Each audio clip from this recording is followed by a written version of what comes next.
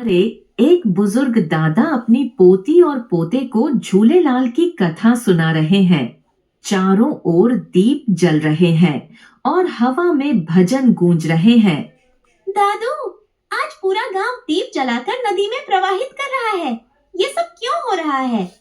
हाँ दादू, और सब लोग झूलेलाल बिहार चलो कहकर जयकारे भी लगा रहे हैं। झूलेलाल कौन थे? बेटा, झूलेलाल सिंधी समाज के रक्षक और जल देवता वरुण के अवतार माने जाते हैं। उनकी कहानी बहुत पुरानी है। जब सिंध प्रदेश में मीरख शाह नाम का एक क्रूर शासक था। उसने क्या किया था? मीरख शाह बहुत जालिम था।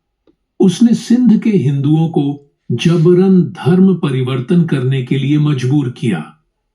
जो इनकार करता उसे कष्ट दिया जाता। गांव वाले बहुत डर गए थे, इसलिए उन्होंने सिंधु नदी के किनारे 40 दिनों तक उपवास और प्रार्थना की। फिर क्या हुआ? क्या भगवान ने उनकी सुनी? हाँ बेटा, उनकी प्रार्थनाओं से जल देवता वरुण प्रसन्न हुए। एक दिन एक दिव्य आवाज गूंजी, डरो मत, जल्द ही एक बालक जन्म लेगा जो तुम्हें बचाएगा। कौन था वह बच्चा? वह बच्चा था झूलेलाल। नसरपुर गांव में एक भक्त रतन राय के घर चेटी चंद चैत्र महीने की चंद्र तिथि को उसका जन्म हुआ। जैसे ही उसे पानी में रखा गया, उसका पालना अपने आप झूलने लगा।